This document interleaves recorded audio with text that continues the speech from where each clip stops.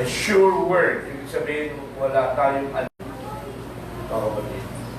Kapag ito ay sumikat sa ating mga puso, mga kapatid, nagkaroon ng katiyakan, nagkaroon ng manifestation, wala ng kadiliman, amen? Walang alinlangan, mga kapatid, praise God. Read to you, I think I read to you before itong quote na ito, sabi rito, hallelujah. And his message, God calls for total separation, sabi niya. If God has made a promise, kung ang Diyos ay nagbigay ng pangako, and when that promise is vindicated, at yung pangako na yan ay napatunayan, vindicated, kapatid. Glory. God calls for total separation. If God has made a promise, okay.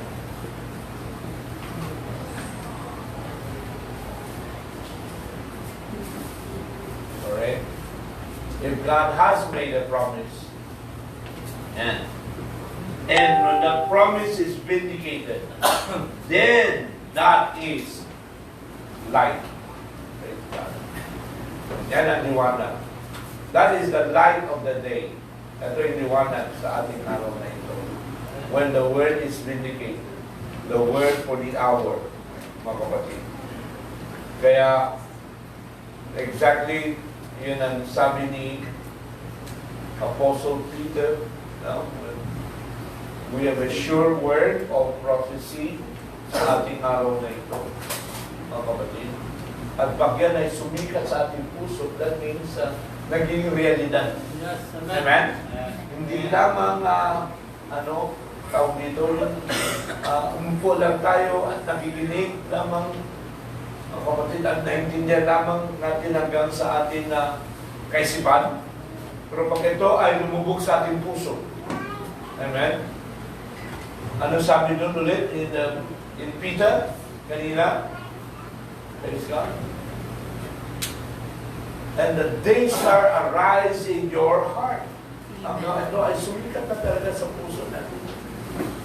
Ibig sabihin, nagkaroon ng tunay na kapahayagan, tunay na liwanag, tunay na revelation. Ito ay sumikat na sa puso natin. The day, dawn, mga kapatid, wala ng kadiliman, shining in a dark place, mga kapatid, praise God. Then we can realize, mga kapatid, na lahat na pinagkaloob ng Diyos sa atin sa araw na ito sa pamagitan ng isang tiyak na hula, sa pamagitan ng isang vindicated na lingkod ng propeta ng Diyos na nagbigay sa atin ng isang perfect interpretation of the word, kapatid. Then, lahat ng mga alinlangan, lahat ng mga bagay-bagay dito sa mundo na nagbibigay sa atin ng mga agam-agam, especially when we see prophecies being fulfilled sa araw natin na ito, mga kapatid. Message of prophet is this modern events na nakikita natin na nagtutupad. Amen? Fulfilling. Amen? Prophecy sa araw na ito. Saints, then, we will know. Alam mo, kung handa talaga puso natin, kapatid, lalo tayong magagalak. Pag hindi handa puso natin, parang matatakot. Tama? Dalawa lang yun eh.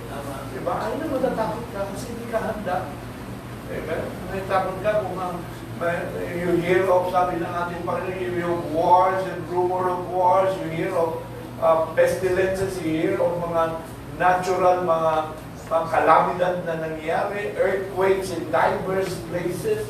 This is the sixth seal, amen, na nagaganap sa ating kalagitnaan. Ako pati. Amen. Sa isang dako, kung hindi ka handa din, sabi nun, men's heart are failing, sabi nun sa awit. Pero sa nobya, our heart ay ano, lalong nagra-rise up ang days na sa puso natin, na nagbibigay sa atin ng katiyakan at kagalakan. Amen? Because He is now, sabi, being vindicated. The Lord is our light, the Lord is our strength, the Lord is our salvation. Lahat ay gagawin ng kaaway para magbigay sa iyo ng mga tawag dito, mga sitwasyon that you will really have to battle. Situations na talagang susubukan ang iyong pananampalataya. That is what the devil is there for. Tanda natin ang kaaway ay instrumento lang ng Diyos. Yes. Amen. Para lalong patatagin ng ating pananampalataya. Amen? Okay? That is, alam mo, pag doon natin tingnan, then makita natin, lahat ng ginagawa niya para sa atin, ng kaaway, is only serving God's purpose. Yes.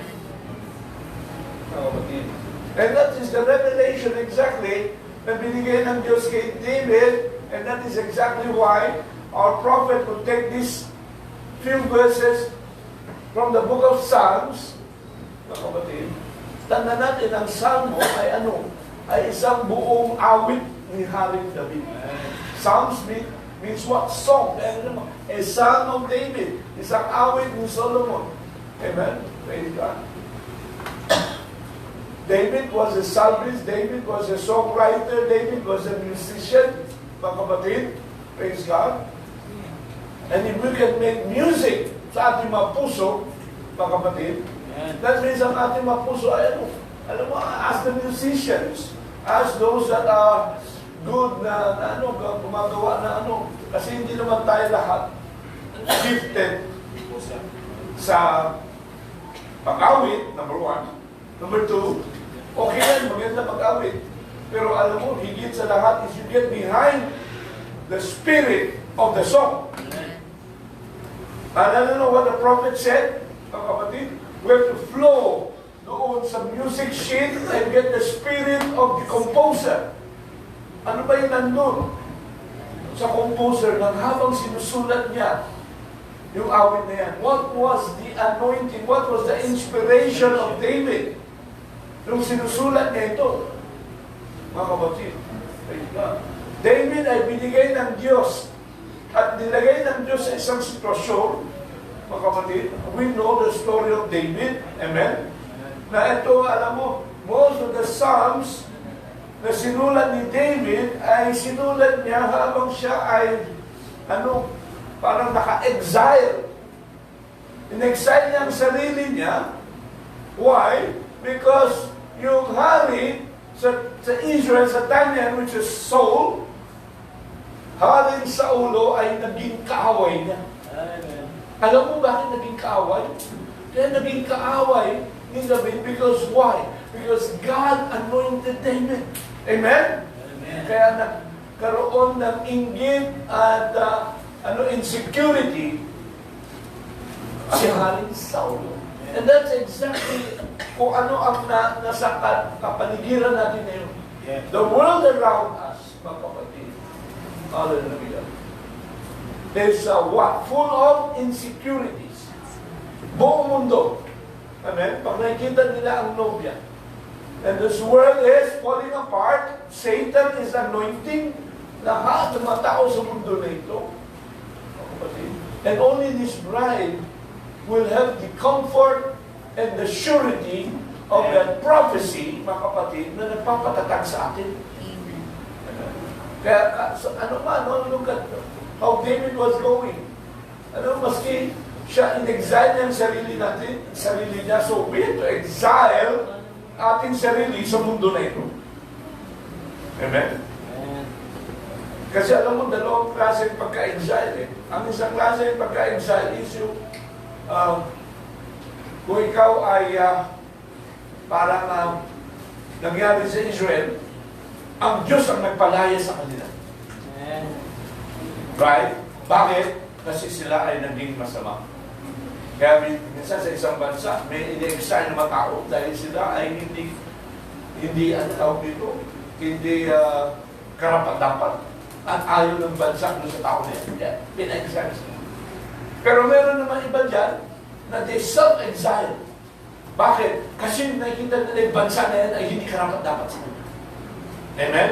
So they exile themselves. And we must exile ourselves sa lahat ng mga sitwasyon at kondisyones dito sa mundo na ito, just like David. David, nilagay talaga sadya ng Diyos sa isang sitwasyon na yung hari niya ay naging kaaway niya. At tayo naman, yung hari, ang Diyos ng mundo na ito, amen? Ay ma-realize natin, ay kaaway natin. Amen? At wala tayo dapat kagalakan na.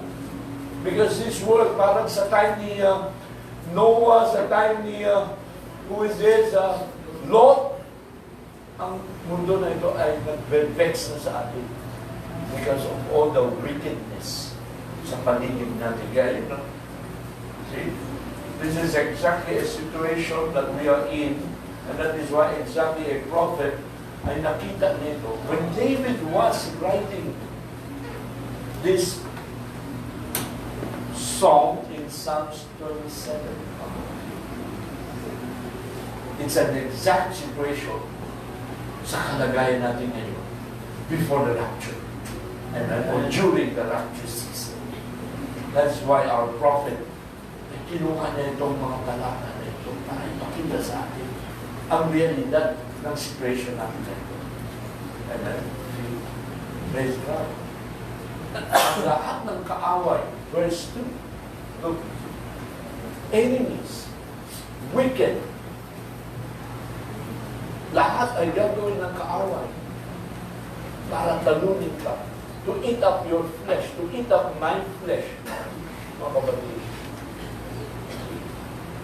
So the last enemy, mga kapatid, and the last war we're fighting, mga kapatid, ay itong lupa na ito, this flesh of 16 enemies. Mga kapatid. That's about all the devil can do right now. Mga kapatid. Eat up. Alam mo, sa literal, di ba na nakikita nyo ba yung mga ano?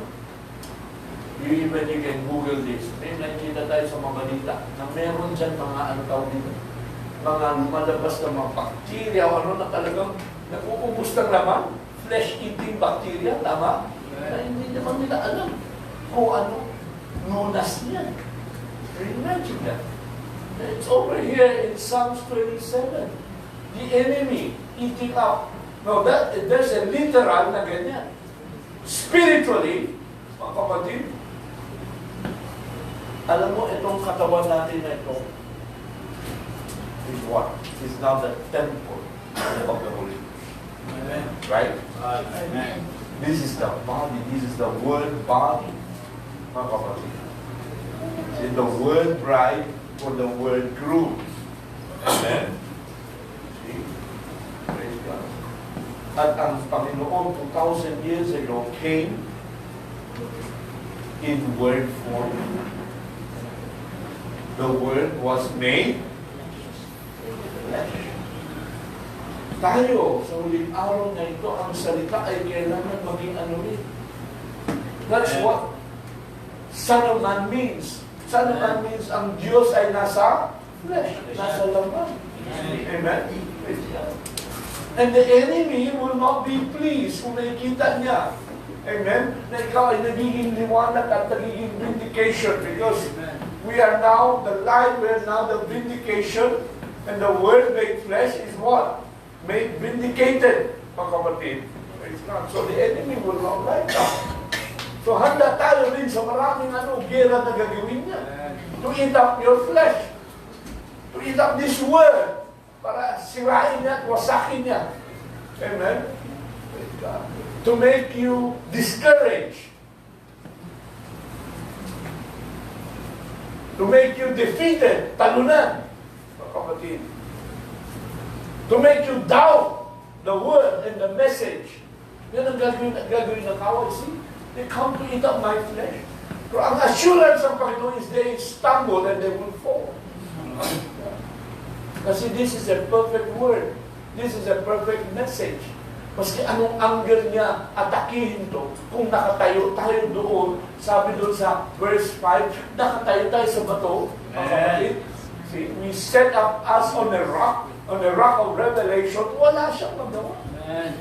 And the enemy, ay tinalaga na ng Diyos na matalo. And tinalaga na rin tayo bilang isang nobya na, na hindi malatalo. Amen. A bride that cannot be deceived, a bride that cannot fall. Amen. We must walk in the sure word of this prophecy. Amen. So, uling araw na ito, when the enemy comes like a flood, then handa po tayo. Sa gera na ito. We must make sure na we are always ready. At paano tayo magiging handa? Kung ano tayo? Kung hindi kung ang attitude natin ay nahahawa tayo sa attitude or spirit ng Laodicea, which is lukewarm. Amen? Paano tayo magiging matatag? If we let that spirit of Laodicea creep in sa ating kalagitnaan. Amen? So, yun ang ating dapat bantayan. Because the spirit of Laodicea is a very deceiving spirit. The enemy will come. The wicked, the enemy, my foes, talagang tatarget. Mari in the natural sense, tatarget talaga ang katawan mo, bigyan ka ng sangkatutak ng mga problema, sangkatutak ng mga afflictions of the flesh, sangkatutak na karamdaman, ang kapatid. Because that's about all he can do with your 16-element flesh. But remember, if he comes like that, if the enemy comes like a flood, God will raise up a standard. Yes. Right. At ang standard natin ay itong mensahe nito. Amen. Amen. Glory. See, everything He's going to do, your flesh, your spirit, your very heart, sabi dito, your soul. Diba? Sabi dito, war should rise against me. Mas when we war, ano sabi ni Apostle, is it Peter again? Okay, let me get you this verse. In the book of Peter.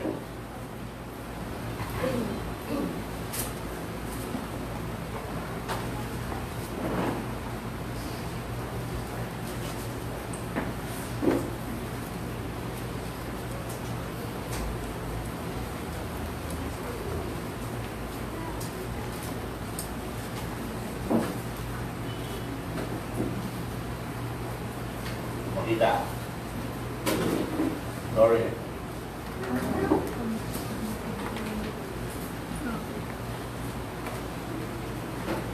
Kita ko na kanina eh. Sige, hanapin mo na lang siya. War. Flesh. Blood. Hindi nga. Wala. Zero. Wala lang. Hindi yan. Yan. We war. We walk in the flesh. We do not war after the flesh. Verse 4. The weapons of our warfare are not carnal, but mighty through God to the pulling down of strongholds, casting down imaginations, every high thing that exalts itself against the knowledge of God and bringing into captivity. So saan ang war natin? Every thought to the obedience of Christ. Ito ba yung verse na nagsabi na we war not against flesh and blood? Sige nga, taas mo konti. Ha?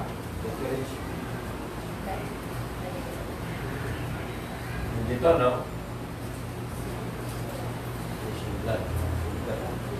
And it's also Peter, I believe, or Paul rather. Okay, let me just get that.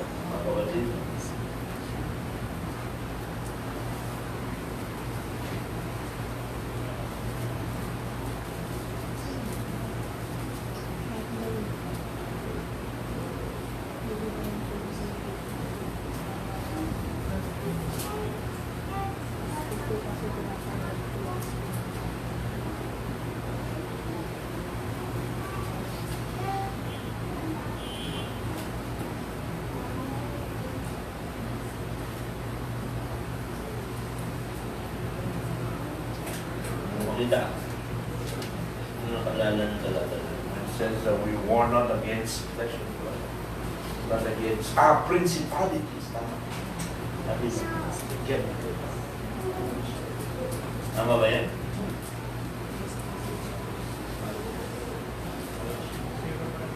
Ha? Tama?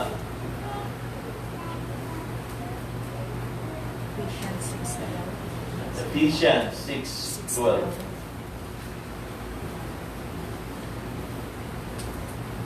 We wrestle not against flesh and blood, but against principalities, against powers, against the rulers of darkness of this world, against spiritual wickedness in high places.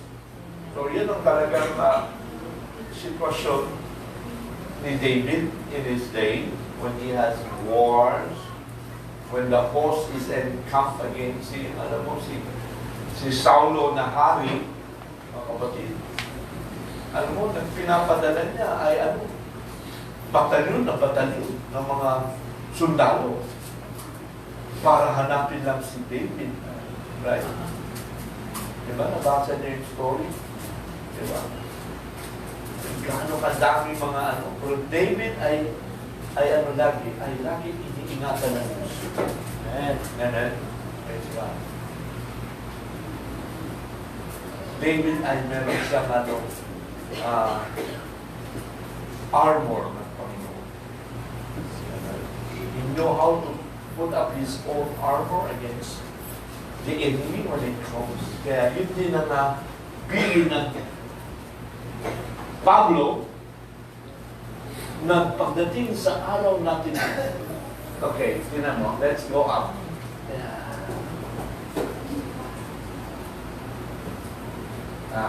Put on the whole armor of God, that ye may be able to stand against the wiles of the devil. Dahil itong kaaway natin ay not flesh and blood. Kaya ang armor natin, sa time ni David, he was putting on a literal armor. We are putting on a spiritual armor. Nasabi na sa verse 13. Okay, go now. That you may be able to withstand, that, anong araw? Anong araw yan? This day, that's scripture. Yeah. So yan ang bilin na Apostoles Pablo, nung nakikita niya yung araw natin na ito, praise God. Hallelujah. Glory. Because we are in a war. The devil ay hindi nagpapahinga. Tandaan natin. Di ba? Wala siyang pahinga. Ikaw wala siyang pahinga. Ano? Magpahinga ka. Talo ka talaga. Magpahinga. Right? So you have to put on the whole armor of God. Hallelujah. Praise be the name of God. He's looking, parang siya isang leon, right? He's roaring like a lion. Hinahanap niya kung sino pwede na masila. Hinahanap niya kung sino pwede na mabiktima. So let's not, yung sabi ni Paul, na huwag mo bigyan siya mas isang pulgada kasi bigyan mo isang pulgada, kukunin niya isang dakal sa'yo. That's the, so we must be very aware ng lahat ng kanyang ginagawa and tactics. This is the most wicked. This is the most evil. Kaya alam niya na meron inahanda ng Diyos isang nobya na kanyang kukunin. Nakakasad sa mundo na ito na we are trying to make our own exile, exodus dito sa mundo. At alam mo, ayaw niya na ikaw ay mawala. Gusto niya talaga tayo ikulong. Pero ang mensahe ay nagsabi, lumabas ka doon sa kulungan niya. Amen. Amen? Come out of her. Amen. Make yourself an exile sa mundo na ito. Amen? We're going on the third exodus, mga kapatid. Praise God. Hallelujah.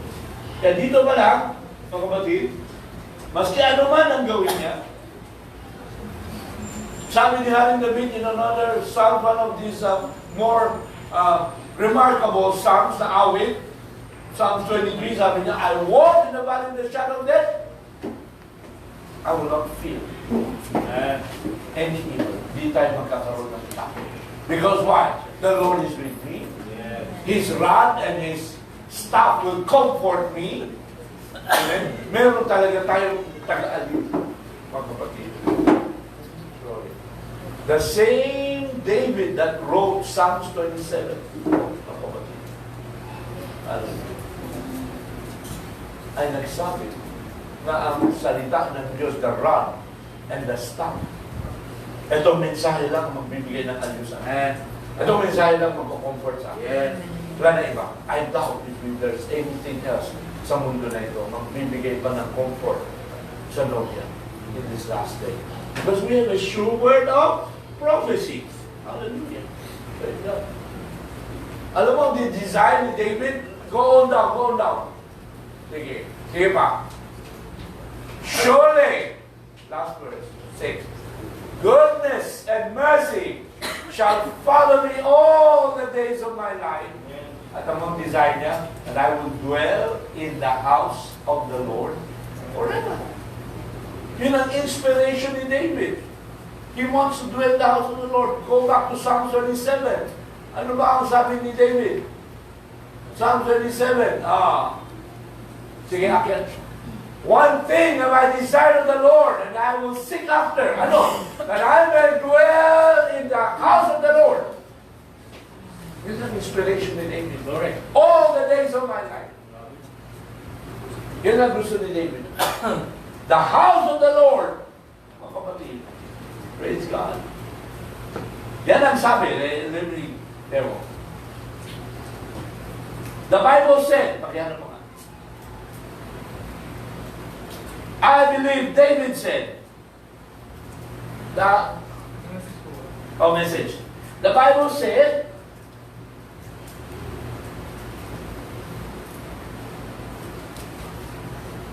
sabi niya, I believe David said, yun na, I was happy. Masaya na siya. When they said unto me, let us go into the house of the Lord, where the people are gathered together. Ano yun? That's how we live. Dito tayo mag-umpisa. David had that inspiration. Na gusto niya manatili lagi sa bahay, the house of the Lord, where the people are gathered, where the eagles are gathered. That is where the body is. And itong katawan na ito, that you would always have the inspiration at yung kagalakan, masaya ka, tama ba? Kung totoo kang bahagi ng katawan, every time the house comes together, the people are gathered, may maramdaman ka, kakaibang kagalakan. Parang ayaw na tayo magkahiwalay. That's an inspiration. That's where we start. Alam mo bakit? Kasi dito, mga kapatid, dito, you get to be established. Kung malungkot ka, pagdating mo, mawawala yung lungkot. Pag nainis ka sa mundo na ito, ang kaaway, ang daming ginagawa, pagdating mo sa house of the Lord, mawawala yung inis. Amen. Kung nagkaroon ka, marami ka mga uncertainties, anxiety, mga alinlangan, yung mga bagay-bagay na ano tawag sa Tagalog yun, anxiety yung ubot, mga ubot ang guni-guni, mga ano tawag yan, there's a more exact term, anxiety. Kumain sa sumang ko, kagrupo, pagdating mo, the house of the Lord, lahat siya nawawala. When you hear, umpisa pa lang sa pag-aawit, awit pa lang ha? Why? Because sa mga awit may anointing na. Amen. You get behind the spirit of the composer, may anointing na. Nawawala na. Naalala sa akin, Saulo, pag naiinis, tatawagin na si David eh. Tugtugan lang ni David. Ang heart niya, wala na. Yung demonyo lumalanas. Wala na. So when you come to the house of the Lord, lahat ng mga anxiety, lahat mga alinlangan, alam mo, yung maramdaman mo yung pagmamahal ng Diyos sa pamagitan ng mga kapatid mo na nakikita. Dama mo yung kagalakan. Kaya just, it is true. You will stay away from the house of the Lord, from the gathering, from fellowship, mga kapatid. Amen. Doon mo magkaroon ng mga influence na bumabalik kayo, ng influence ng Laodicea mo. Nagiging lukewarm ka. Napapaayon ka na doon sa lahat ng mga hatak ng sanlibutan. Why? Because you stay away. But the desire of David is to always be that I may dwell in the house of the Lord. Kasi dito, mga kapatid, the house of the Lord it's lahat ng aspeto ng buhay. This is also this is also the house of correction. This is the house of correction. Kung merong mga bagay-bagay na kailangan magtuwid, ano magtutuwid sa iyo? Itong salita. Because judgment will begin where? Saan daw? Judgment begins at the house of the Lord. O yun na, I will dwell in the house of the Lord. Kasi dito rin, yung iba, kaya ayaw. Kasi pagdating sa house of the Lord, nag-rebuke siya. Kaumiwas siya. Pero kung anak ka ng Diyos, matutuwa ka, nag-rebuke ka. Matutuwa ka kung tinutuwid ka. Matutuwa ka kung ang judgment ay dumadating sa iyo. Dahil ibig sabihin, mahal ka ng Diyos. Amen? Praise God. Hallelujah. This is where you get all your correction, the righteousness na dapat ituwid sa buhay mo. This is where you will get it. Mga kapatid, praise God.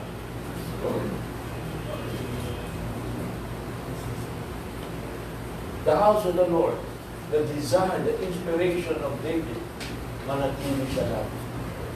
I may dwell in the house of the Lord all the days of my life. All the days of my life. Ito, habang nandirito. Pero hindi lang. The other verse says, forever. Tama? That I may dwell in the house of the Lord forever. All the way to the millennium, all the way to the eternal age. I may dwell in the house of the Lord. Amen. Praise God.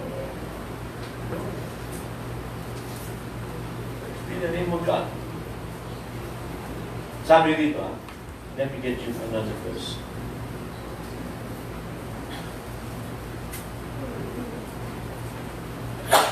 In John 14, when Jesus was under that inspiration, na alam niya dito sa mundo na ito, ay marami talaga tayo mga babakahin. In this world, sabi niya minsan, another verse I remember, sabi niya, sa mundo na ito, you will have troubles and tribulation. But be of good cheer, sabi niya. Why? I have overcome this world. You will have a lot of trouble. Let not your heart be troubled. Manampalataya sa Diyos.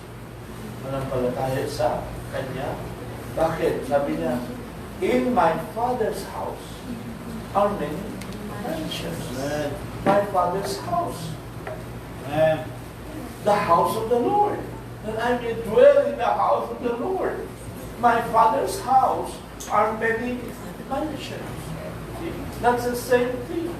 My Father's house, the house of the Lord. And I may dwell in. Ayan ang kaya inspiration ni David. Gusto niya, I want to dwell in the house of the Lord forever. Amen. Yan ang sabi din natin, Panginoon, I go and prepare that place. Para pagbalik niya, I will come again, receive you to myself, that where I am, there you may also go. Amen. Saan? To the house of the Lord. My Father's house. He has gone to prepare. Fellowship by redemption. Tingnan nyo, sabi niya, Jesus spoke in John 14. Eksakto itong talata. Jesus spoke in John 14.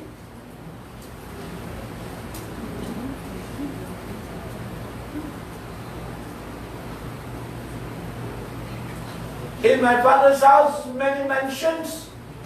Ano ibig na sabihin? A body, a dwelling place. And Scripture, verified. Saan niya dinala? Dinala niya tayo sa 2 Corinthians chapter 5. If this earthly tabernacle already sold, we have already won waiting. May naghintay na. Tayo, mortal being, mortal habitation. 16 element. Flesh. Pero itong flesh ay maraming problema. Itong flesh. You will have a lot of battle. This is a pest house. Itong bahay na ito, this is not my Father's house. This is not the house of the Lord. Amen? That you want to dwell in forever. No. Pero kung immortal being tayo, we have immortal habitations. So yan ang tinitignan ni Haring David. Yan ang tinitignan ng nobya ngayon. That first, we want to dwell in this house of the Lord, which is where the people, the brethren, the bride is gathered, mga kapatid, where we get our comfort, where we get our strength, where we get our life, amen, the vindication, yung kalakasan natin, mga kapatid, yung correction na kailangan natin ituwid sa ating mga buhay, yung liwanag. Alam bakit kailangan natin ng liwanag? Itong mensahe. This is where, alam mo, the lighthouse, yung liwanag, alam mo, pag nandun ka sa gitna ng madilim na dagat, kung nawawala ka, they have a what? A lighthouse. Ikot-ikot yan para alam mo nasaan ka. Tama? This house of the Lord is a lighthouse. Sa mundo out there, madilim na sila. You come to the house of the Lord, nandito ang liwanag. The word vindicated is the light, where nandito ang liwanag. Outside, wala kang makita ng liwanag. So kaya gusto mo lagi na sa house of the Lord Christmas. Amen. The Lord is my light. Dito rin ang aking kalakasan. The Lord is my strength. Amen. Dito ka ang safety zone mo. The place of refuge. Kaligtasan. Kung hinahamon ka ng kaaway, ito yung tinayo ni Joshua. A city of refuge. Amen. Kasi pag nandito ka, hindi ka pwedeng habulin pa ng kaaway. Tama? You're, kung baka you're untouchable pag nandito ka sa house of the Lord. Yan ang comfort. Dahil sabi natin, Panginoon, huwag kayo ma-trouble. Be comforted. Be of good cheer.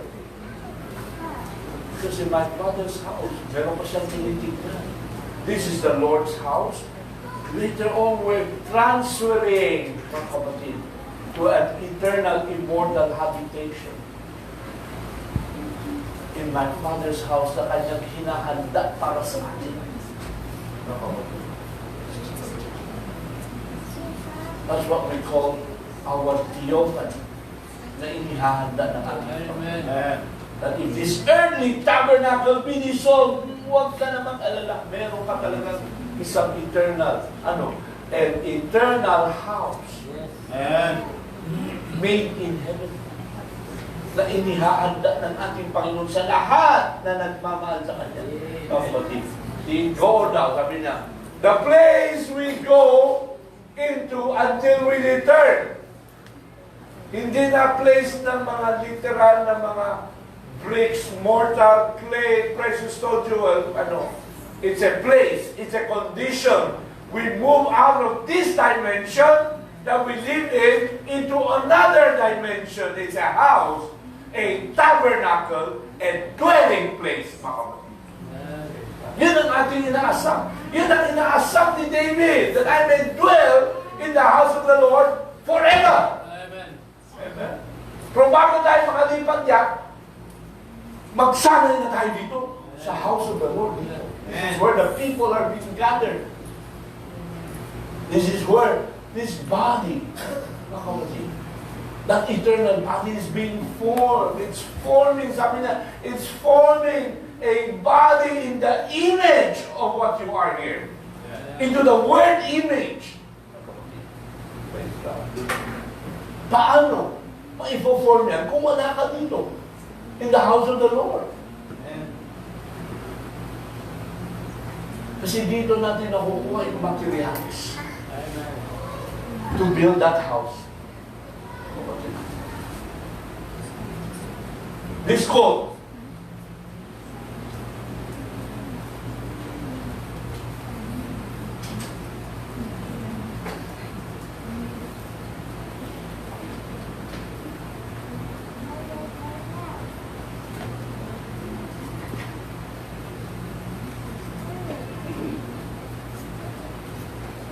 Yeah.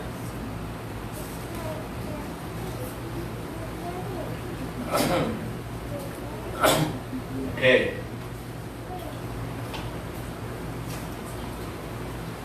So message Q&A 1964. Sabi niya, so potentially, it's apostrophe, it's in here. Ano yun? The word promised before the foundation of the world. Glory. Ano yun? Around there. Ano yun? Around there. Around the word na pinangako. Kasi ito, only reflect the negative. This 16th element, this flesh. Yung isa, that beauty, around there, it reflects the positive. And the same thing, translation of the bride. Ano yung translation? Yung paglipat. Pag-agaw will be the same thing. The word na nasa atin, the body will materialize around that word. Paano mag-materialize kung wala ka sa house of the Lord? Saan mo kukunin yung materialize comes from the word material. Saan mo kukunin yung materials, mga kapatid? Paano mag-materialize yan kung wala ka? Amen. We get our materials dito. The house of the Lord, where the people are gathered in fellowship. Mga kapatid, praise God. As we hear, habang pinapakinggan natin ang mensahe, it's building a body around the world. It's in the same image as you are. Glory. Kasi itong katawan na ito, it has to be changed. Kasi habang nandito ka, lagi kami problema, lagi kang binabakan, itong sticky nature na ito will always bother you every day. Yung kaaway. Kaya kung tuwa ka sa katawan mo, yung kaaway mas matuwa sa katawan mo. Amen? Hindi yun tama. Kung tutuwa ka, this modern day science, mga kapatid, binibiktima na lahat. Pati ang mo. Lagi mo, number one ng iniingatan mo ang katawan mo, maging maayos, maging maganda. Kaya nga, number one na business sa buong mundo ngayon ay para sa mga babae ay cosmetics. Anyway, cosmetics. Pampaganda. Ano? Yan ang gusto ng kaaway. Diba? Gawin ka maganda dito sa mundo na ito. Ang beauty is of the devil. Yung natural. Diba? Iba ang beauty na hinihingi ng Diyos. Let's go back to Psalms 27. Verse 4. I desire of the Lord that I will seek after, that I may dwell in the house of the Lord all the days of my life. Para ano? To behold the beauty. Yan ang ibang klase kagandahan na dapat hinahanap ng nobya. Ano? The beauty of the Lord. Ang kaaway, bibigay ka ng ibang attraction dito sa mundo. Kagandahan. Amen. Ida-divert niya at ang attention mo. Para yung attention mo dito sa mga kagandahan na kanyang i-offer sa mundo na. Amen? Things that are pleasing to the eye. Amen. To the flesh. Amen. Yan ang kanyang gagawin. But if we know its tactics, mga kapatid, then hindi ka mabiktima. Praise God. Glory. Praise God. Hallelujah. Look at this.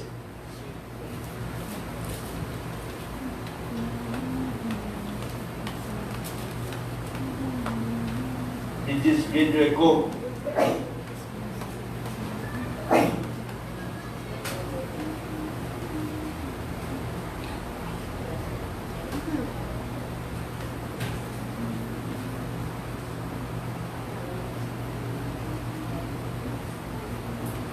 Minsan, sabi dito, ng mensahe niya sa identified cries of all ages. Lalo na ngayong people lang.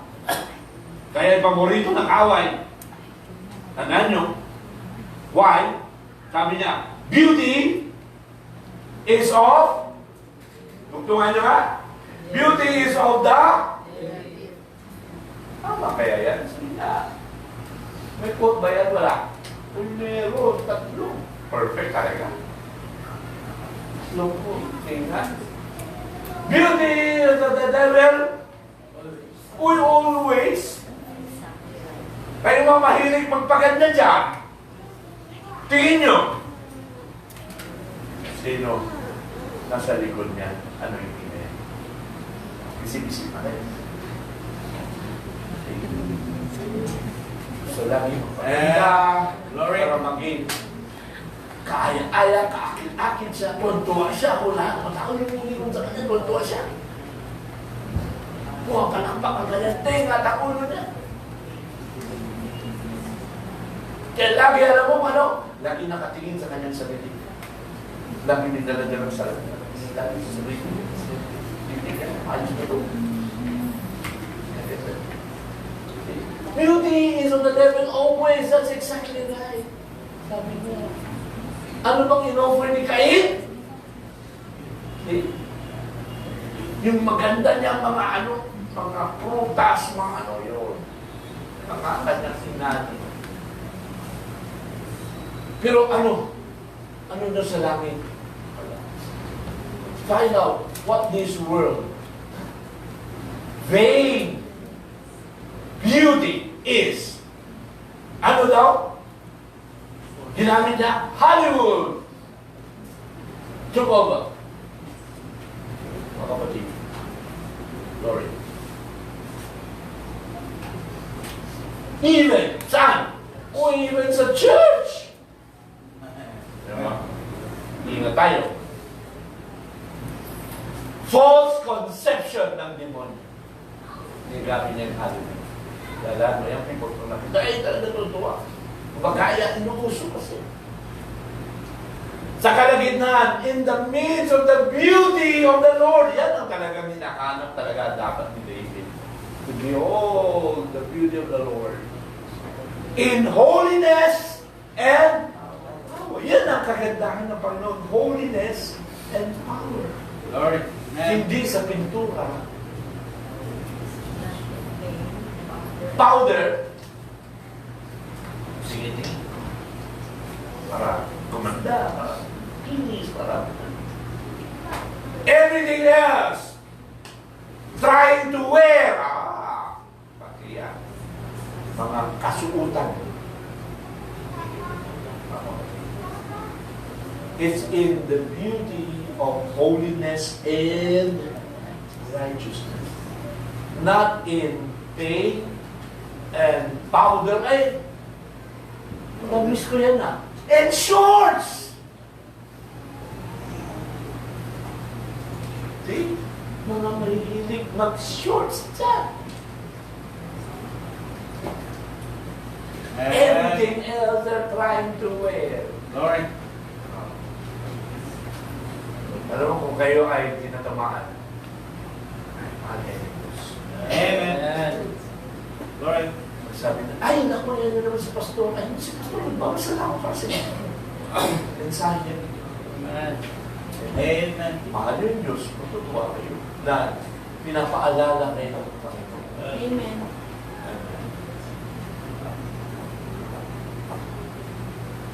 Hindi yan ang kagandahan na hinahanap ni Haring David. Tanda natin, yan ay text niya saan? Sa actual.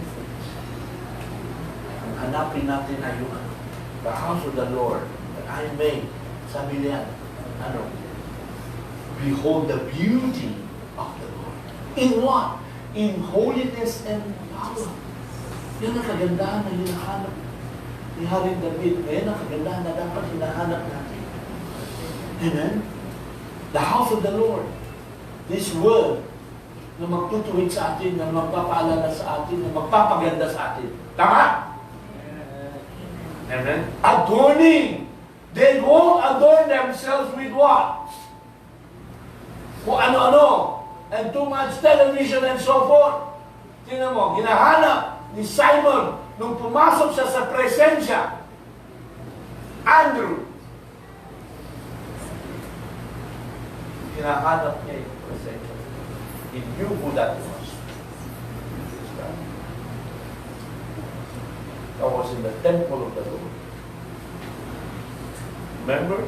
There was blind Anna, the prophetess, there was Simon, mga kapatid, nandun sila saan? They were in the temple of the Lord. Ano sabi ni Haring David? Bakit siya nagkaano? Saan niya hinahanap yung beauty of the Lord? And ano? Going back to Psalm 37.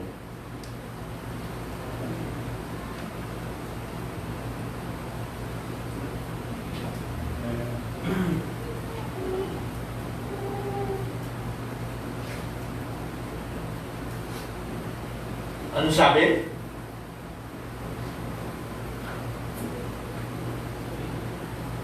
I may dwell in the house of the Lord all the days of my life, to behold the beauty of the Lord, at ano ba? To inquire in His temple. Para magtanong. Amen. To behold the beauty of the Lord in holiness and power. To inquire in His temple. Yung templo ng Panginoon. 2,000 years ago, mga kapatid, anong sabi? Let me read to you this quote.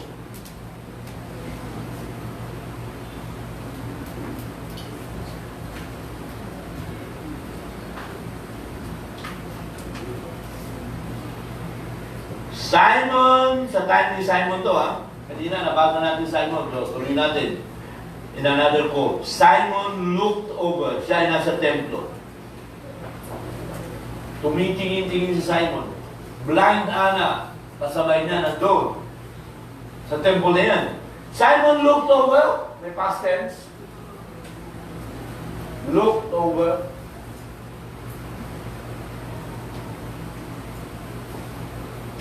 Bakit wala? Palita ko. At Simeon, S-I-M-E-O-N, Simeon. Nakita niya yung liwanag. Ano yung liwanag nakita niya? The same light na nakita ni Haring David. The Lord is my light.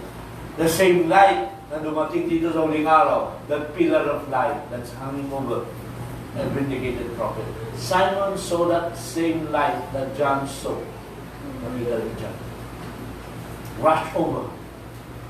The little lady, this was Mary, kinuha niya yung sanggol from her arms and said, Lord, let thy servant depart in peace according to your word. For my eyes, sabi niya, has seen your, salvation. The Lord is my light. The Lord is my salvation. 2,000 years ago, mga kapatid, ano yun? Christ in His temple. Mga kapatid, si Simeon nandyan, nagtatanong. Mga kapatid, naghahanap siya, tinitignan niya. He was in the temple of the Lord, inquiring, nagtatanong. Amen. Nung nakita niya, sabi niya, ayan, let thy servant depart. Nakita ko na ang iyong salvation. Ano yun? Christ in His temple. Sino lang naka-recognize?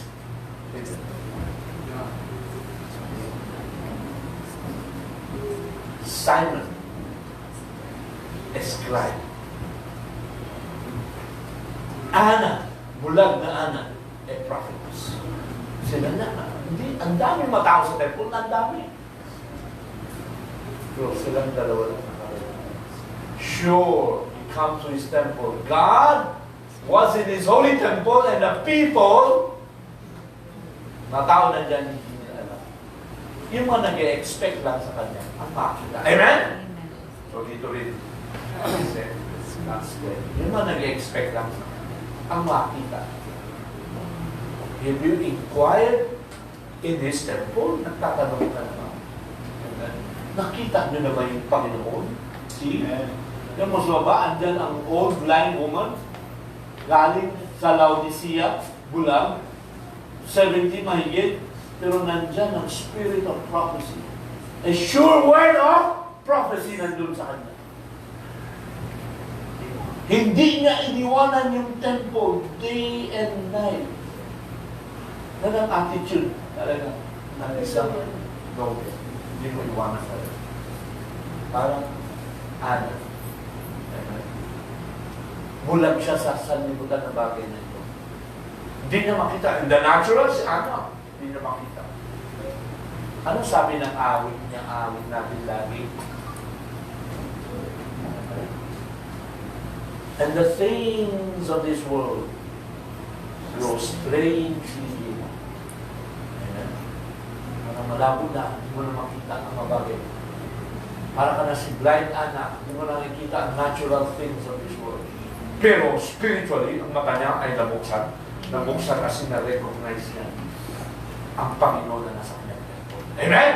That's what we should be in this day. Inquiring, looking at the beauty of the Lord and inquiring in His temple. Hindi na iniiwanan ang temple day or night, but she served the Lord. Bakit? Nag-expect siya. She was expecting, waiting for the consolation. He was expecting something. Amen? Bakit? Kasi nandyan sa kanya ang spirit of prophecy.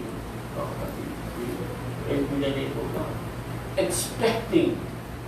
Yan ang message of expectations and leadings of the Spirit. 1957. 1961, another message. Expectation pa rin, mga kapatid. Praise God. Hallelujah. See? Sabi dito, here He is in the temple. The Lord. Alam mo na, mag-inquire tayo kaya ngayon pa. Parang sa David. The beauty of the Lord, inquire in His temple. Here He is in the temple. Here He is in the temple. Nandyan na. First time. Ang Diyos ay nasa kanyang temple. Ano? Human form. Human form. God in His temple. Human form. God in Christ reconciling the world to Himself. Yung little Jehovah baby nasa kamay ng kanyang nanay. Parang yung baby na yun, nandyan sa kamay ni Sister Clarice. Praise God. God in His temple. Naalala niyo ba ang Isaiah? Is that Isaiah? Anong yun? Isaiah, ano? Let me just look at this. No, Malachi, sorry. Malachi 3. Instead of Malachi 4, put that as a Malachi 3.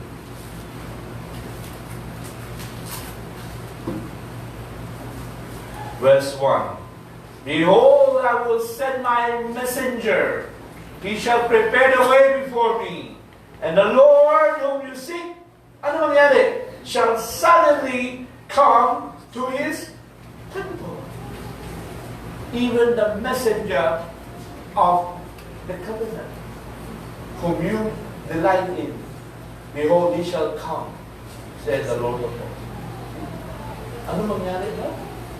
The Lord shall suddenly come to His temple. The Lord in His temple, 2,000 years ago, in human flesh, mga kapatid, glory. See? A true sign overlooked. 1961. Exactly tungkol dito sa talata na ito in Malachi 3. Sabi dito,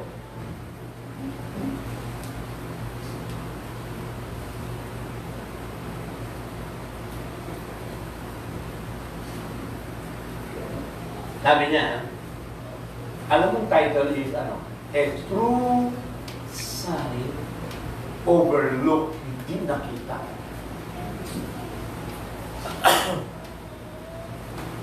Sabi dito don't overlook it.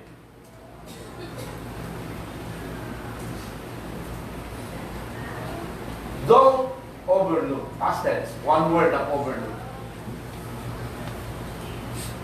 Don't overlook it. And hindi pala past tense, sorry. Alisin mo yung hindi. Yeah.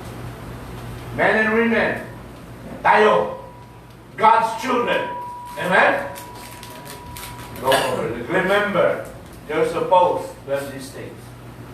Ito mga bagay-bagay. Itong ating tinatalakay ngayon. Rapture. Psalms 27. Supposed to happen in this day, in this hour we're living in. This is the hour just before the coming of the Messiah. There's supposed to be an announcement. Sige, baba. From God. Na saan siya bumalik? Bumalik siya sa Malachi 4. May announcement ba? Yan. Malachi 3, speaking of Jesus, said of John, yung ating binasang talata. Behold, di ba? I send a messenger, he shall prepare the way before me, and the Lord whom you seek shall suddenly come to his temple. Even the messenger of the covenant, whom you delight in, behold, he shall come, saith the Lord of hosts. Alam mo, 2,000 years ago, yung sign na yan, na-overlook. Tama? Pero ang kausap niya, hindi 2,000 years ang kausap niya. Tayo ngayon. So, tama? You, children. Sabi niya, go on down. That was John announcing the coming of the Lord. He comes to his temple exactly what he said, the messenger of the covenant, the angel that was with the wilderness, with the disciples with Israel. That was the messenger. Sino yan? Christ. The messenger of the covenant. Kaya nga sabi niya, I come from God, I go to God. Yes. The overlook, hindi nila nakita. Amen. God sent a messenger, John, para ipakilala yung messenger of the covenant. Pero hindi pa rin tinupad ba yung gula? Tinupad eh. And the Lord came to his temple. Amen. The Lord was in his temple. Pero ang tinitignan nila yung natural temple. Ang nakita ni Blind Anna ay yung temple, human temple. Ang nakita ni Simeon ay yung human temple.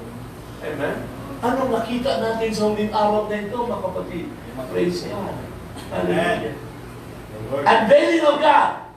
Sabi dito, may nagtatanong, Si Philip, sabi dito, and Philip and another disciple.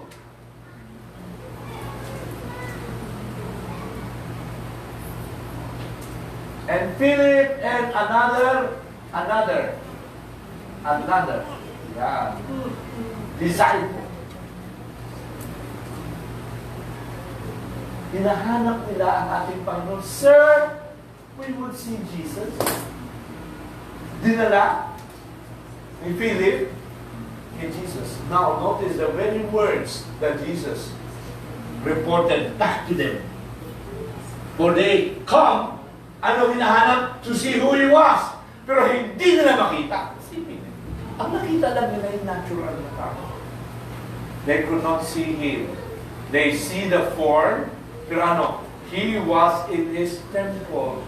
God was in his temple. Ano? Veiled in human flesh. Alright. Ang nakita nila ay yung flesh. Hindi nila nakita yung nandun sa loob ng templo. Diyos. Nasa loob ng templo, mga kapatid. Praise God. See? Bakit hindi nila makita? See? Except the corn of wheat falls to the ground and dies, it abides alone. The hour has come. It will soon be the Son of Man be glorified. See? And he must pass from this earth. Except his hour come, hindi na makita raw yun. Kasi manatili lang siya sa laman, makita lang nila yung laman. So kailangan the corn of wheat has to die. Kailangan dumaan siya sa Calvary, mga kapatid. See, yan ang dahilan kung bakit hindi nila makita sa bed. Go down. Why? They couldn't see Jesus. Nakamaskara. God was masked. Ang mga Grego, gusto nila isang Diyos. Here he was, hindi nila makita dahil sa tabing. The same thing today. Amen. Right. Ano nangyari ba? Nawala? Nag-lose. The same thing today. They cannot see him because of the veil. The same thing today. Nakatabi sa mga Griego. Mga kapatid. See? Praise God. Let's go to the message. Na yun kanina. Kaya alam mo, pag nandito tayo sa araw na ito, yan ang gusto-gusto ng kaaway. Itabi ng ating mga mata para hindi mo makita, mga kapatid. But if you put on your whole armor, then makikita mo ang mga bagay na hindi nakikita. The things that are unseen, they are eternal. The things that are seen,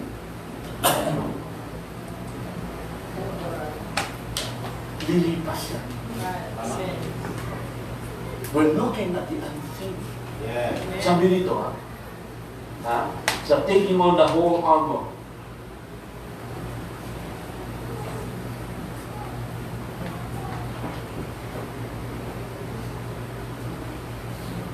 When the enemy comes in like a flood,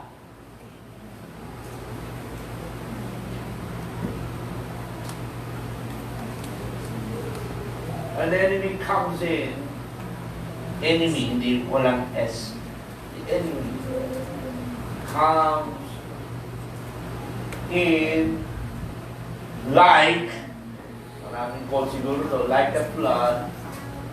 Yan, no? Sige. Tamo. Watch.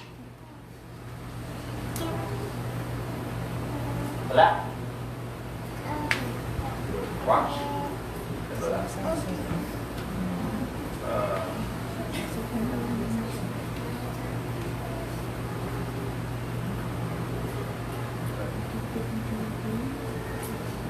Wala rin. And then, now watch na lang. Now, watch. Wala pa rin. Bakit kaya? Diba na lang? In Eden, He gave them. In Eden, He gave them. Yun, okay na? Kaya, when the enemy comes in like a flood, he raises a standard against it. Bantayan nyo, sa Eden, His word for their armor. Yeah, taking on the whole armor. Just the word. Pag dumadating ang kaaway like a flood, He took the word and made it to dwell among us. Akin mga konti, I missed something. Apa. Sige pa. Okay, sige pa. Okay, ito na. Rocks laying up. Tons, hundreds, laying up there. So close together. Without mortar that you can't run a razor between them. Kailan ito mangyari? When the headstone comes. Yeah. Ano yun? When Christ comes to His people. The body. It will have to be fit, perfect, like the resurrection. Ministry of the Pentecostal Church will have to be so perfect that it will fit in with the rest of the ministry that He had, which will, ano mangyari? Take the whole thing in the rapture, mga kapatid, being the church. Ganun na kailangan mangyari. Kailangan so close. You know, pagdating ng ating Panginoon, when the headstone comes, Man. this is the temple. Yes, the body. The body. So closely, sabi ni Paul, so closely fit and knit together in love. Ephesians 4. Yan ang katawan na pupunta ng ating Panginoon. Hindi isang katawan na watak-watak dito, watak-watak dyan. No. When the Lord comes to His temple, when the headstone comes, it has to be Ephesians chapter 4. Verse, glory, 15, 16. Ganon ang katawan. Speaking the truth in love, may grow up unto Him in all things, which is what? The head. The headstone. Even Christ. Whom the whole body fitly joined together na maski blade, hindi mo masingit. Joined together, compacted by that which every joint supplieth, according to the effectual working in the measure of every part, make it increase of the body unto the edifying of itself. Amen. Ganun ang templo. That I may inquire in His temple. That I may behold the beauty of the Lord. Dito mo lang. May kita. Dito pa lang. Magkakaroon ng kasagutan. Pagdagtagot tanong ka. That you may inquire of the Lord. When the headstone comes into His temple. Ito na yung panahon na talagang inaasam talaga ni Haring David. When I may dwell in the house of the Lord, inquire in His holy temple. And I may dwell in the house of the Lord forever. Yan ang inspiration niya. Dapat ganun ang inspiration natin. Kasi ang huling araw na ito, mga kapatid, ay masabi natin ang mensahe ay para talagang ihanda ang nobya para sa pagkain. At para mahanda tayo, yan ang makita natin liwanag na mensahe. The Lord is mighty. Kailangan karoon tayo ng ibang klaseng kalakasan. A supernatural strength. Para baguhin itong katawan. Kasi alam mo, yun ang number one na gagawin ng tao eh. Panghinaan ng katawan mo. Either naturally, bigyan ka ng maraming naramdaman, hanggang mainis ka na talaga. Sa sarili mo. Sa sarili mo katawan. Or, marami ka binabaka rin. No, bagay rito sa mundo. Ang number one enemy, kaaway mo rin ito. Ang number one enemy, ito. Na gusto kong gawin, ayaw, hindi ko naman magawa. Yung ayaw ko gawin, yun ang nagagawa ko. Di ba nakakainis yun? Nakakainis ba yun? Parang kang ano eh. Para kang ano ba mag-ibig sabihin?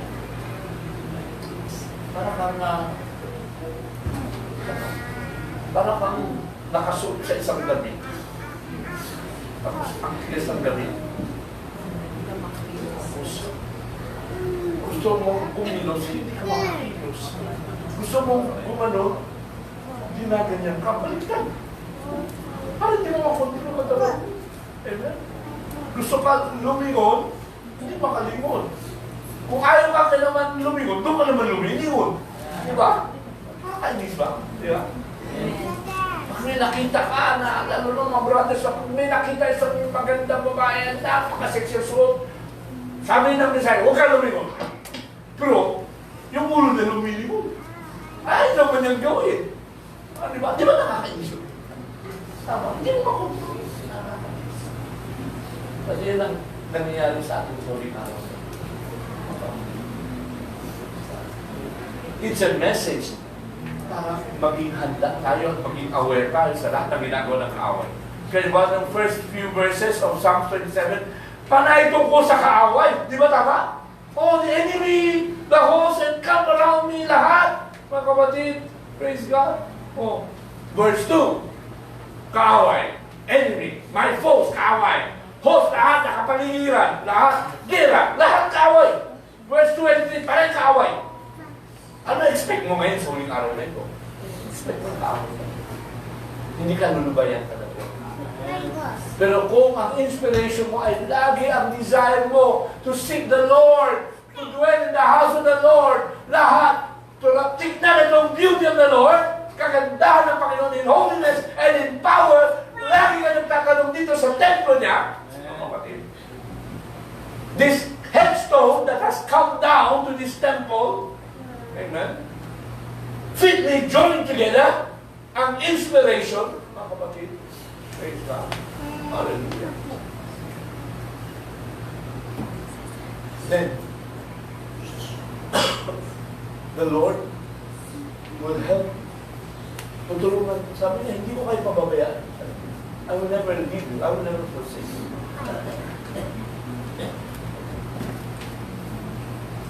Ihanda talaga tayo. Tulungan talaga tayo ng Panginoon. Maghanda. Pero tayo ba ang maghanda? Tayo ang maghanda. His wife has made herself ready. Hindi yung the groom has made his wife ready. No, hindi ganun. It's his wife making herself ready. Kaya maganda tayo. Alam natin sitwasyon natin, kaaway. Sa lahat ng sulok, kaaway, kaliwa, kanan, harap, likod, kaaway. Tama? Pero anong sabi doon kay Joshua? Joshua, kung nandyan ang kaaway mo, di lagi mo rin ilagay ang Panginoon sa harap mo, sa likod mo, sa tagiliran, sa kaliwa. Ang Panginoon lagi nandyan. He is my strength. He is my protection. He is my whole armor. Diba? Diba? Alam mo, buong balote na sinusunod natin lahat yan, salita ng Diyos. The helmet, salita ng Diyos of salvation. Amen? The breastplate of righteousness, salita pa rin ng Diyos. The shield of faith, salita pa rin ng Diyos. The sword, salita pa. Lahat yan salita ng Diyos. Yung paa, di ba, shod with the gospel, the gospel, yung paa, na nakasuot ng sapatos, ano? Lagi kang handa na ibahagi itong salita at itong mensahe. So everything is the word. Amen? Yan ang nilagay ng Diyos sa ating harapan. Lagi yung salita. At kung yan ang lagi, you're always inquiring in the temple of God. Mga kapatid, yan ang kagalakan mo, mga kapatid. Then, mga kapatid, iingatan ka talaga ng Amen. Anong sabi doon sa next verse of Psalm 37? The 5th verse. Psalm 27, 27, verse 5. 5. For in the time of trouble, anong gagawin ng Panginoon? Tatakot. The time of trouble, Hindi ka mahanap-hanap ng kaaway. Kasi bakit? Itinago ka ng Panginoon. Amen. Yung dako na itinago sa'yo, hindi makasunod ng kaaway. In the time of trouble, He shall hide me in His pavilion, mga kapatid. Psalm 31, tingnan nyo, Psalm 31, verse 19. How great is thy goodness? 31 verse 19. Gaano kadakila ang iyong kabutihan? Para saan na? Para sa mga may takot sa Diyos. Kaya kung wala kang takot sa Diyos, hindi mo makikita ang kabutihan ng Diyos. Pero kung may takot ka, yes. Lahat ng bagay na nilalatag ng Diyos sa ating haraptan ay para sa kabutihan natin. Amen? Which thou hast wrought, ginagawa niya sa mga nagtitiwala sa Kanya. For them that trust in thee before the sons of men. Pero tiwala lang. Alam mo, susi lang dito. Manampalataya, magtiwala sa Kanya. Amen? Kung may takot tayo sa Panginoon, iingatan ka. Kung may takot ka sa Panginoon, tingnan mo, next verse, verse 20. Itatago ka. Thou shalt hide them in the secret of thy presence from the pride of man. Alam mo, yung pride of man, yun ang number one ginagamit ng kaaway. Tama? Amen. The pride of life. The pride of man. Yan ang madalas. Alam mo, bakit ang dalawang tao nag-aaway? Tingin nyo. Dahil sa pride. Ay, magpatalo. Sabi ng isa, ako tama. Sabi, hindi, masama ako. Ay, away talaga sila. Hindi nila magkasundo, away talaga sila. Bakit? Pride yan. Ano ang bumagsak kay Satanas? Pride. Yes. Hindi mo makita itong mensahe. Makita mo mensahe. Amen. Humble thyself. Message, I was open your chest. Humble thyself. Amen. Amen. See? He'll hide them in the secret of thy presence from the pride of men. Alam mo, pag may pride, ano? Iingatan ka ng Panginoon sa thou shalt keep them secretly in nature. Kung may pavilion din, kagaya kanina, from the strife of tongues. Alam mo, pag nandiyan ka sa presensya ng mga nagtatalo-talo, kung nag-away-away, amen? Amen. Praise God. Nangyayari yun. Lalo na pag maraming mga divisions. Di ba? There is confusion. Tama? There is confusion.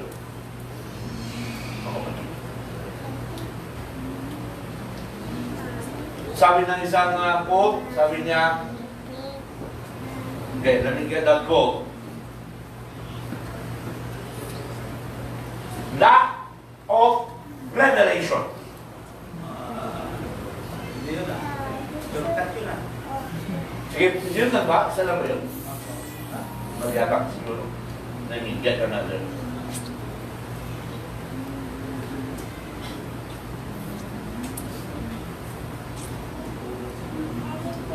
Many division.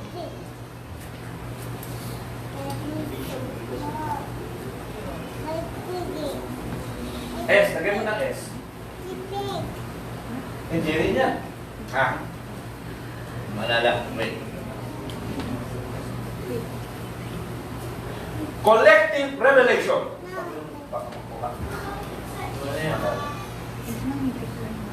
Collective. Sige nga, sige nga. Sige. Akit mo konti. Sige pa, akit pa. Hindi yan, second quote siguro. Pangalawa. Nasa. Okay. Sige, akit mo konti. Sige pa, sige pa.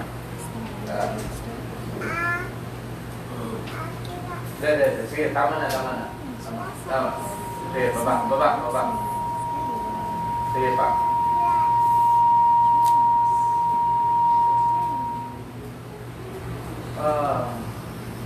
Sige pa, sige pa.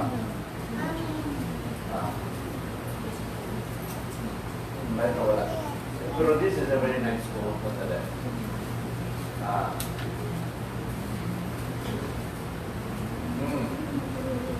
I just want to end with this quote.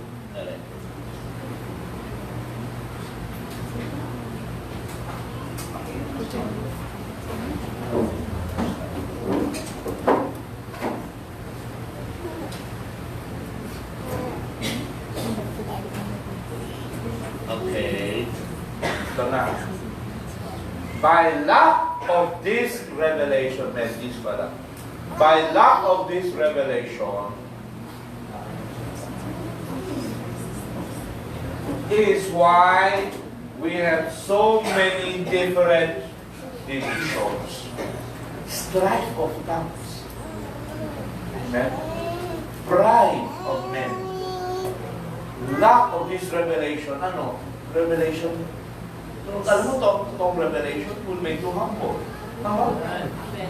By lack of this revelation is why we have so many different divisions amongst us and so much, mockery. Yung parang tinutuya yung mensahe. Tinutuya yung, let's say, yung presentation ng isa. Tinutuya yung tayo ng isa. Tinutuya yung turo ng isa. See? By lack of this revelation, different divisions among us, so much mockery, so much division among us is, bakit? The people lack that revelation. See, they lack that revelation. Sino? The teachers, yung mga nagkulang. Akit mo konti. Akit mo konti. Anong revelation na yan? Upon this rock. God is known by simplicity. Tama?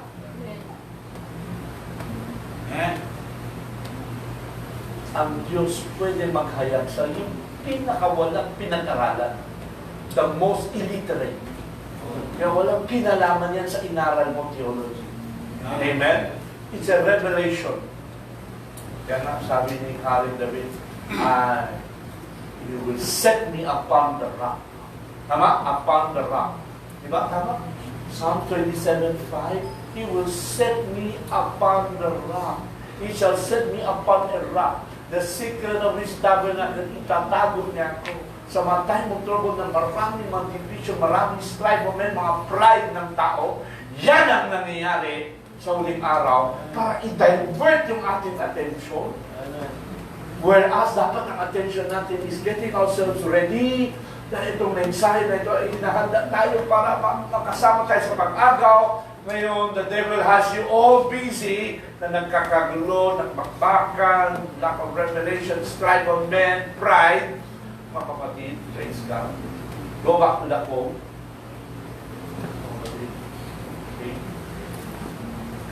Not theology. No other rock. Hindi Roman rock, hindi Protestant rock. Ano man rock. Exactly, ano lang. The rock of, the revelation of Jesus Christ sa pamagitan ng new birth. Amen. Kaya pag wala new birth, ay talaga, sorry. Hindi ka talaga makatayo dito sa pagkakas.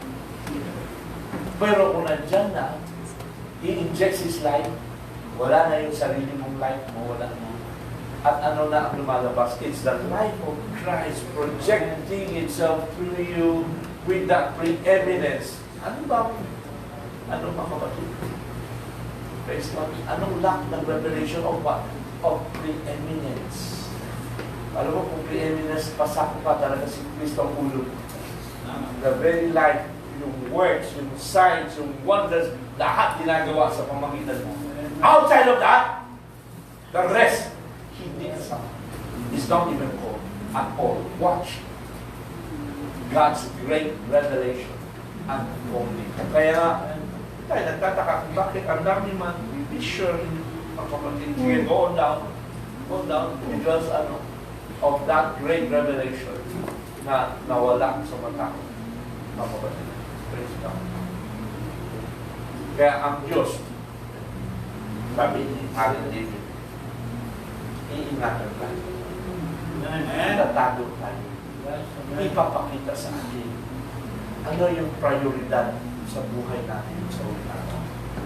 Ano mga kailangan natin talagang bigyan ng higit pa na halaga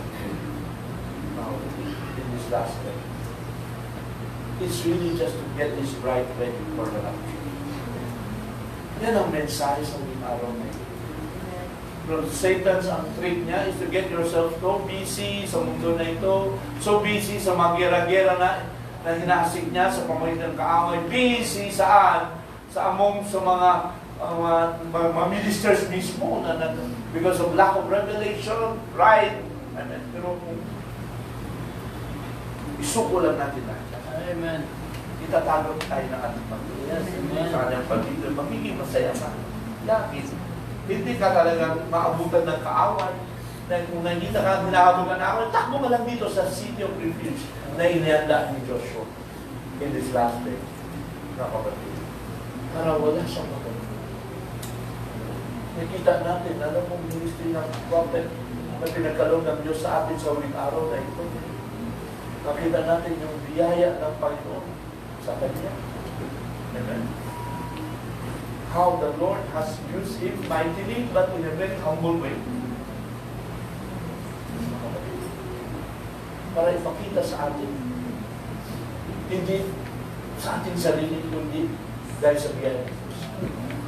Meron tayong perfect interpretation sa Kanyang salita. Alam kung meron tayong revelation na ito, hindi na tayo mag-away-away. Tama. Hindi tayong kumusulina na kasi alam natin, perfect interpretation. Ibababa natin ang sarili natin unawa, bababa natin ang sarili natin paliwanag. Amen. Amen. Kasi meron na tayong perfect interpretation. Yan ang binigyan ng Diyos sa atin sa uling araw na ito. The word for today, amen, is para ihanda tayo sa pag-araw na ito. Wala na ibang purpose bakit ang Diyos kaya magpadala ng mensahe. Amen? Either that or what? Either that o kundi para kung nauna ka naman, kung nagmamadali ka at nauna ka, ibabangon ka naman ng mensahe na ito. Amen? This message will raise you up. Kaya lahat ng nasa New Testament saints naghihintay dun sa atin. Because they without us, hindi sila ma-perfect. Hindi sila babangon. Kaya sila naghihintay sa atin. Amen? Kaya let us walk in the vision of this prophecy. Sa huling araw na ito. Ang prophet eh, talagang sadyang pinakita sa kanya yung vision na yun. Number one, the vision beyond the curtain of time. Alam mo, tawid niya doon, di ba? Ang una nakita niya, yung aso at aking kabayo. Nagtataka siya ng bakit nandiyan. Alam mo nung kinuwento niya, meron dyan nagbasa na isang believer sa denomination. Sabi niya, Brother Bernard, naniwala na ako sana sa iyo. Kaso nung kinuwento mo na may kabayo ko pa dyan. Parang hindi niya ito. Ano sabi ng prophet? Sa Bible naman. Revelation 21. Pagbalik ng mga banal, anong sakay natin? Di kabayo. Nandyan. Sa langit may kabayo. Diyan yung aso. At mama natin, mga alaga natin. Meron kayong mga alaga na nawala. Ako, meron akong alaga na aso. Sinagasaan, lagi kong impreto sa inyo. Sinagasaan ng driver natin. Naman ko nga ng sumpukan. Nainis ako. Bakit hinatap ako? But I expect to see that from there. Mga kapatid. At sabi ng tinig, lahi sa iyong pagpapagal. Ay binigay ko sa iyo lahat ng iyong mahal at nagmamahal sa iyo ay binigay ko sa iyo bilang ano? Gantimpala sa iyong pagpapagal. Amen? Kaya huwag na tayo magkabantaman, mga kapatid. Binigay tayo ng mensahe ng Panginoon. Minsan meron tayong mga ginagawa na hindi na natin maalala. Pero sa libro ng Diyos nakalista yan. At ang pinakamaliit na ginawa ko para sa Panginoon, mga sacrifice, mga labors, mga pinagpagalan mo. Amen? Dahil mahal mong Panginoon. Hindi nakakalimutan ng Panginoon yan. May nakalaman. The little things that you do for the people of God, for the church, for the assembly, for our church building, or whatever. Mga kapatid, ano man, yan, may naka-lista yan. Nakatapat na gantimpala. Hindi naman natin ginagawa yan para sa gantimpala. Ginagawa natin yan dahil ano, mahal mo Diyos. So dahil mahal mo ang Diyos, mahal din tayo. Sabi niya, all those that you love, and all ay bibigay ko sa iyo bilang reward. Dahil sa iyong pagmamahal, dahil sa iyong pagpapagal. Pero kung nagpapagal ka, amen, nainis ka naman, napipilitan ka lang, minsan maaari, pinakiusapan ka ng isang kapatid o kapatiran, o maaari si pastor, o brad, sister, hindi mo ganyan. Pipilitan lang siya, nakasumako naman. Lapag sa loob niya, pero sige, ginagawa niya dahil wala siyang ginawa. Ay, tingin mo, nagiging pala yan? Wala. Ginagawa mo dahil napipilitan ka lang, nainis ka naman. Ay, huwag mo na gawin. Huwag mo na gawin. Diba? Sayang lang pagpapagal. So, ginagawa mo dahil mahal ng Panginoon, hindi dahil kay pastor, hindi dahil sa kung ano, kundi dahil mahal mo. Then the Lord ay may nakalaan na galing pala sa iyo. Higit ka maging karapat-dapat sa pagkain. Amen. Mga kapatid, sa huling araw na ito, mga kapatid, yan lang talaga ang purpose ng Diyos sa atin. Mga kapatid, para ihanda tayo, makasama tayo sa pagkain. Yes. Come down, yes, with a voice, with a shout, with a voice of the archangel, with the trump of God. Pagdating sa mensahe, sabi niya, hindi voice of archangels, ginamit niya ano? Voice of resurrection.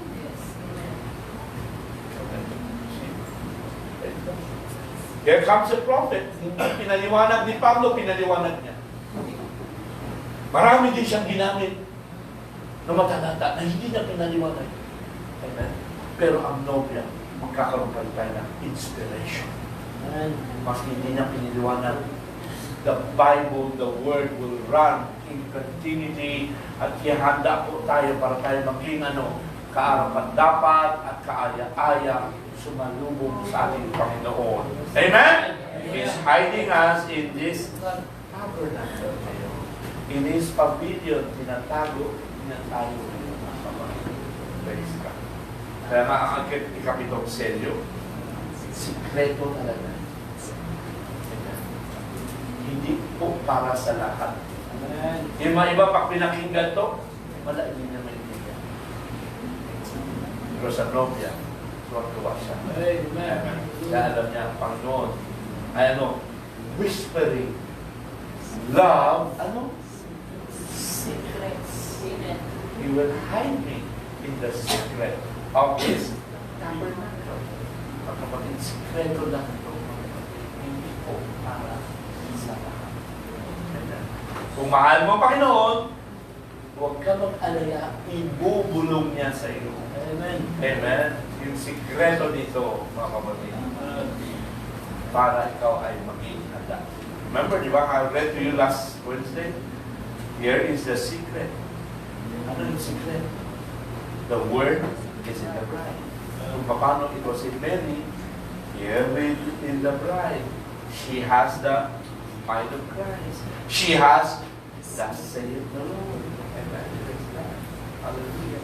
Kailangan makita natin sino talaga natin. Ma-realize namin yung lihim na ito para lang sa Lord. Tinatago ng Panginoon. Amen. Praise God. Makikita natin ang lahat ng larawan ito. Amen. When it comes to the seventh seal, I don't know if I can get that quote. Last quote.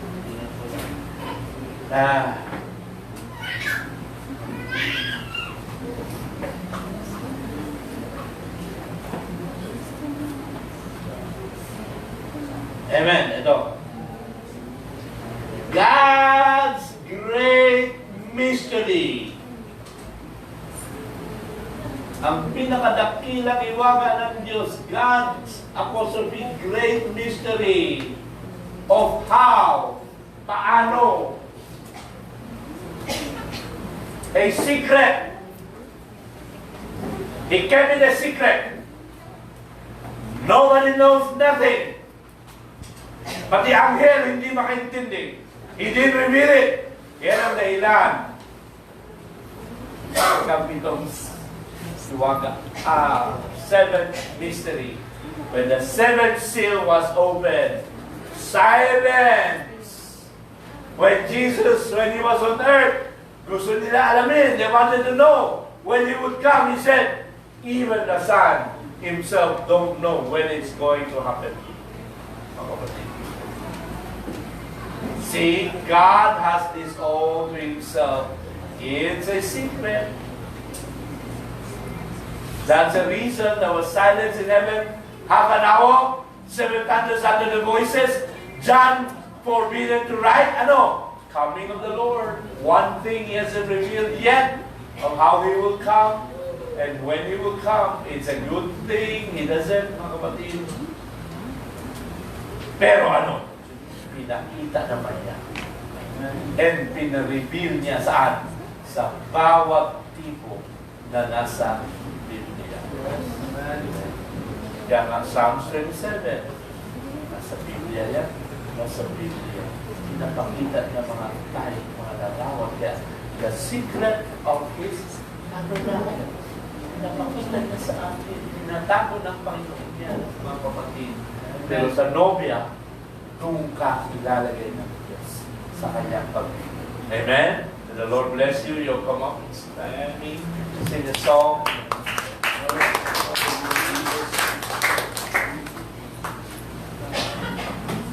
Continue to pray for one another. Pray natin yung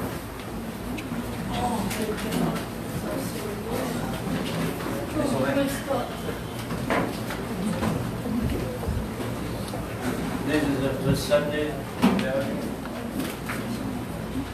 Praise God. You can all come back for a fellowship this afternoon.